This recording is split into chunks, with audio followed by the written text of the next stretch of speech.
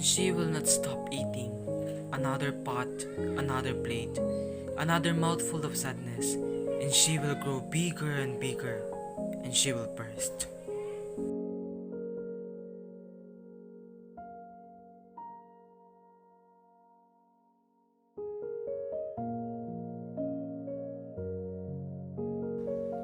Hi everyone, we are the Team 8 and in this video, we will discuss our analysis from Merlinda Bobis' short story, The Sadness Collector. We will start with our team's overall interpretation. The Sadness Collector by Merlinda Bobis is a reminder for everyone that it's okay to not be okay. Rika struggled to vent her emotions out due to the manipulation of his father, telling her to not feel unhappy because Big Lady, an imaginary character, might haunt her and burst. As a result of battling all the feelings she could perceive, at a young age, she became distressed. The more she held in her sadness, it contaminated her happiness, which made her feel more devastated inside. As from the lines in paragraph 18, as we feed continually, we also acknowledge the perennial nature of our hunger. Each time we bring food to our mouths, the gut emptiness that we attempt to fill inevitably contaminates our cutlery, plates, cups, glasses, our whole table. It is this residual contamination or individual portions of grief that she eats, so we do not die from them. We now go to the linguistic features of the story. First, repetition. The repetition and meaning from the first line, another pot, another plate, another mouthful of sadness. It is evident in the first line of the short story that the writer wanted to emphasize these three words and zero in readers' attention to this. They might be different from each other in individual meanings, but metaphorically, they only equate to one thing: people's sadness that were kept inside, filling up the pot, the heart, and plate, the brain, until its very mouthful amount, only to find themselves fed up enough at the end. And they suddenly burst, and she will burst. No choice but to let loose of sadness that has long been hidden. Just like Rika, who tried to keep her sadness to herself, which transpired in her aura, as to what her aunties remarked, a very smart kid, but too serious, a sad kid. From the paragraph 14. To continue, Chelsea IGAMA will discuss more of the different linguistic features present in the story. In paragraph 19, and the passage is when she had to be cajoled, tricked, ordered. The words cajoled, tricked, and ordered contributed to depict how serious was Rika being deceived by her father through childish stories of Big Lady just to help her cope up with her longing for her mother's presence. Unfortunately, this became a toxic mindset or practice that only brought Rika to years of emotional torture. Paragraphs 13 and 15, and the passage is, she makes sure that her nightly tears remain small and few to make sure that theirs won't amount to a mouthful. These lines in the short story that hold only one meaning were repeated to describe how persistent was Rika to not show any trace of sadness or longingness so that Big Lady won't hunt her at night. Her father indeed succeeded in managing his daughter's feelings, but not until these salty emotions piled up and Rika could not control it anymore. Poor young girl was left devastated from the inside. Paragraphs 1, 3, 9, and 53, and the passages are, she will burst, she can be saved from bursting, and she might grow too fat and burst. She does not burst if she does not burst tonight. Figuratively, this word means a sudden and abrupt burst of sad emotion after it was concealed for a long time. Rika's tendency to vent out her immense sadness at once, like an explosion. Rika braces herself, waiting for the dreaded explosion from line 2. Paragraphs 17, 18, and 25. And the passages are: the lid clatters off the pot. Beneath her room, the kitchen is stirring again. Cutlery noise. Does she also check them? These are metaphors that signify the occasional nights when Rika longs for her mom or moments she feels done. Moreover, the sounds are referred to as the disturbances inside her, the sadness that we're trying to get out from her. For example, the pot.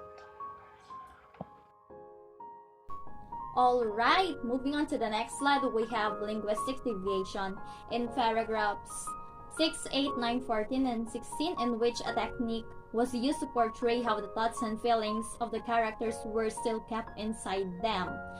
And that, the latter part of the story during the scene where Rika suddenly lost control of her emotions and even her father, the writer bombarded all the dialogues with quotation marks which were lacking at first. This is to depict that finally, after years of holding back, these two were already free from the sadness that paralyzes their being.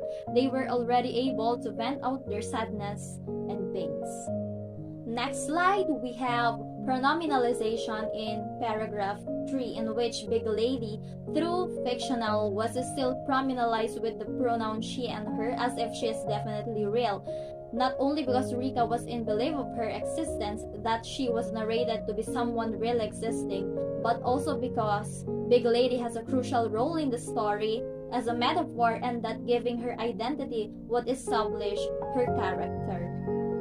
Next, pronominalization all throughout the story, in which the main character, Rika, was pronominalized with the pronouns she and her, not only to observe cohesion, but also to highlight her and implicitly imply that she was the one struggling in this story, as she greatly affected with the status of her family. It is to divert all the attention to her and let readers sympathize with her difficulties. Alright, moving on to the next stylistic linguistic feature, we have parallelism in paragraphs 14 and 16 that accurately describes the negative effect of having close family ties of Filipinos. There are certain situations where relatives cross the line and are insensitive over separating matters that concern them and those that are personal. Rika's sad emotions were triggered after her auntie's and father's conversation about her mother's delayed return in paragraphs 16 and 17. Their unsolicited opinions only incur more stresses to Rika as well as her father, rather than helping them address the issue. The next stylistic linguistic feature is parallelism. Parallelism to Filipino family struggles. It could be seen in paragraph 7 with the sample passage, but there's a lot of sadness in many houses. It just keeps on growing each day, so she can't stop eating and she can't stop growing too. This statement parallelizes the realities of a family. There is no such perfect family. Everyone experiences family problems that would measure the strong foundation of the relationship of the family. Rika's family, for instance, at an early age, she already experienced the struggle of having a physically separated parents and a drunkard father. This is only one of the many situations that families experience in every day. Some are even worse than expected, which results to much more sadness. Literary devices. For example, euphemism. It could be seen in paragraphs 16 and 50, with sample lines, help her to become legal, just because she's legal now. As noticed in the story, the word legal was emphasized by the writer through quotation marks.